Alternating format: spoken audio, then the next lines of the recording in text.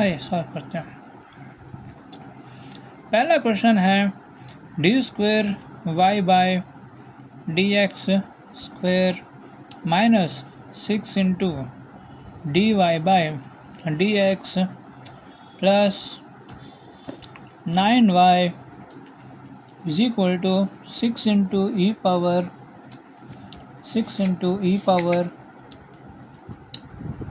3x plus 7 into e power minus 2x minus log 2। ठीक है, मैं थोड़ा कैमरा ऊपर कर लेता हूँ। ओके, तो ये है हमारा सवाल, ये है हमारा सवाल। इसका सॉल्यूशन है, सॉल्यूशन इज सॉल्यूशन जो है इसका दो पार्ट होता है। उसको हम लोग जनरल सॉल्यूशन कहते हैं और इसको हम लोग जनरल सॉल्यूशन कहते हैं। इस जनरल सॉल्यूशन में C F plus P I होता है। ठीक है, C F plus P I. पहले सी एफ फाइंड कर लेते हैं। सी एफ इज का मतलब है कॉम्प्लीमेंट्री फंक्शन, कॉम्प्लीमेंट्री फंक्शन। ठीक है, कॉम्प्लीमेंट्री फंक्शन। अभी इक्वल टू के इस साइड जो होता है, टेकिंग LHS वी गेट। ठीक है, LHS को लेके हम लोग क्या करेंगे, D square Y by D X square minus 6 into D Y by D X plus 9y is equal to 0। ठीक है, ये सिर्फ हमारा LHS है। अभी इसको हम ऐसे भी लिख सकते हैं, 6 into Y plus 9 into Y is equal to 0। अभी इसको हम लोग 6y ओके 6d, इधर d होगा, मैं भूल गया, आप मिस्टेक मत कीजिए, 0। ठीक है, अभी देखिए यहाँ पे ये हमारा इक्वेशन 2।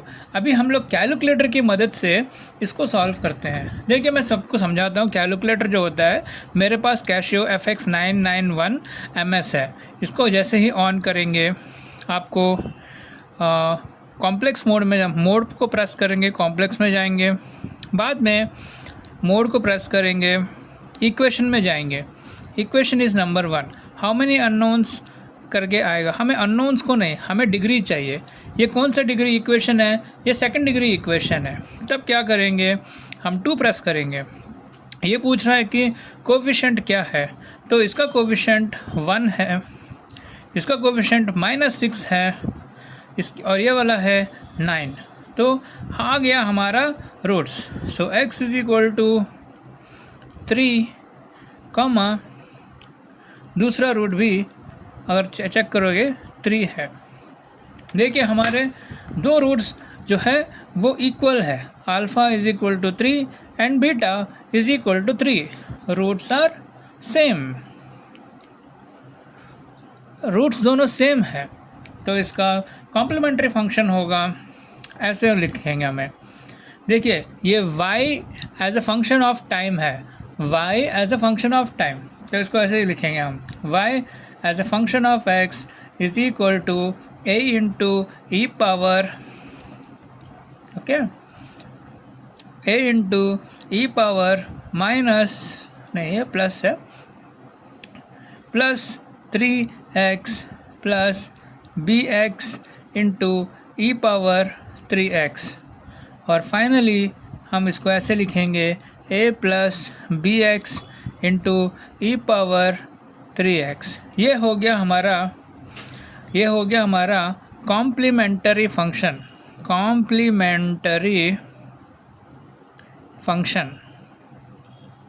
ये हो गया हमारा कॉम्प्लीमेंट्री फंक्शन। ठीक है, कॉम्प्लीमेंट्री फंक्शन ख़त्म होने के बाद हमारे पास पर्टिकुलर इंटीग्रल चाहिए। Particular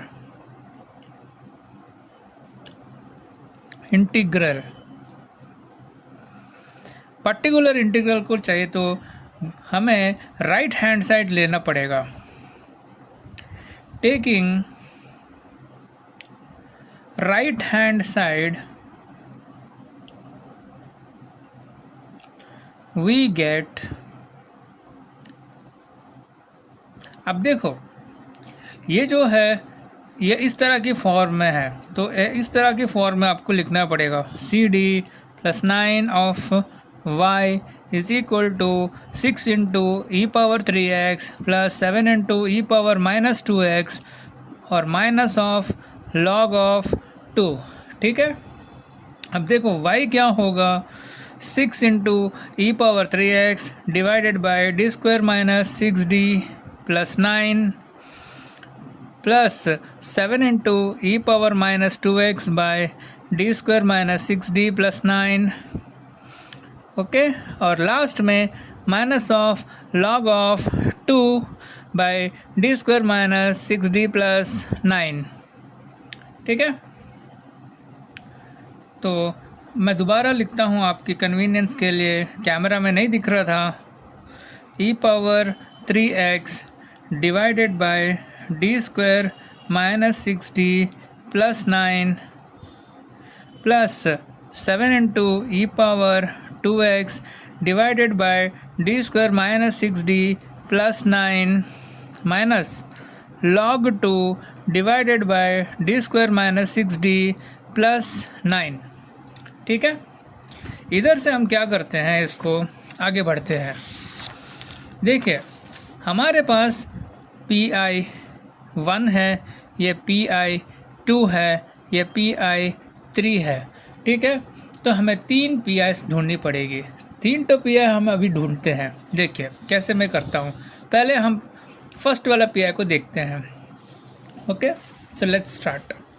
so PI1 is equal to okay 6 into E power 3x divided by D square minus 6d plus 9, ये एक है।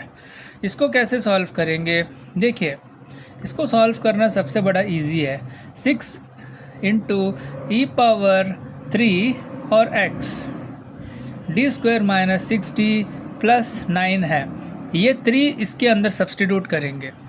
देखिए क्या होता है, अगर ये 3 इसके अंदर सब्सटीट्यूट करते हैं तो 6 e power 3x divided by this is 3 square minus 6 into 3 plus 9 है। ठीक है, 3 स्क्वायर माइनस 6 इंटू 3 प्लस 9 है। ठीक है,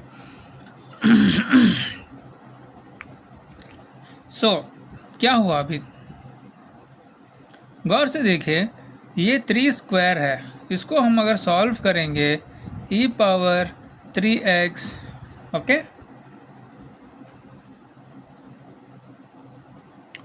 ई पावर 3x ये 9 है, minus 6 into 3 is what 18 plus 9। तो उसके बाद क्या हो गया, ये हो गया बॉडमास के रूल्स के हिसाब से। ओके, ये हो गया 18 minus 18 which is equal to 0। अगर डिनोमिनेटर में अगर 0 आता है तो क्या करते हैं कि हम लोग इस प्रॉब्लम को ऐसे सॉल्व करते हैं। सो दिस मीन्स दैट ये जो 3 है इस डिफरेंशियल इक्वेशन का रूट है, जो सच है। हमने पहले भी देखा alpha and beta are the roots of the equation. तो क्या हो गया, ये 3 इसके अंदर डालने के बाद क्या हो गया कि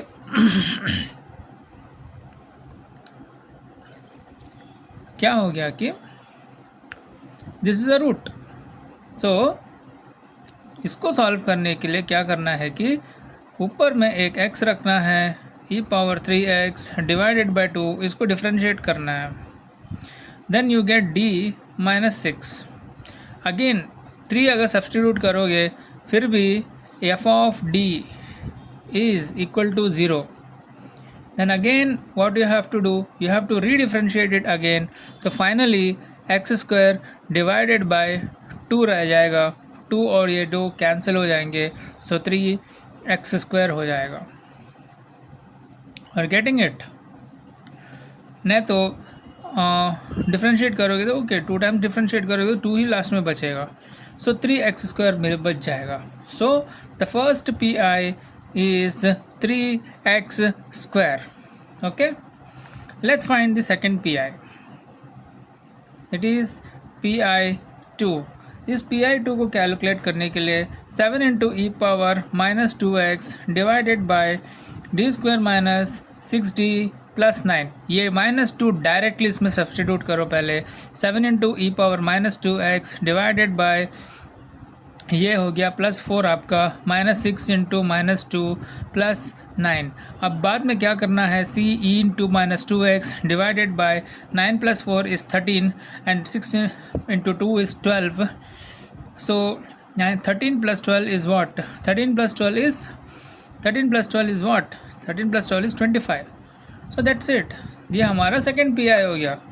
थर्ड PI होता है log of 2 divided by D square minus 6d plus 9। सी ये वाला सोल्यूशन सबसे आसान है। जस्ट थिंक दैट log 2 तो सिंपली एक नंबर है, ये कोई फंक्शन नहीं है। तो फंक्शन नहीं है तो क्या करोगे, log 2 multiplied by E power 0x, simple. ये 0 जो है इसमें सब्सटीट्यूट करो, 9 मिल जाएगा। आंसर आपको log 2 डिवाइडेड बाय 9 आ जाएगा। तो इसका फाइनल आंसर है ऐसा है। The final answer is general solution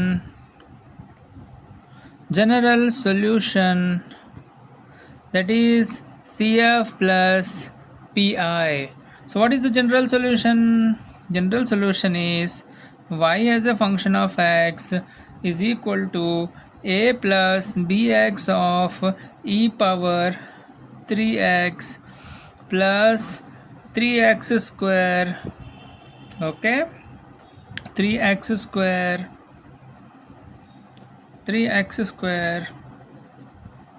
again plus 7 into e power minus 2x divided by 25, and this one, that's all, plus log 2 by 9. That's it. This is our solution.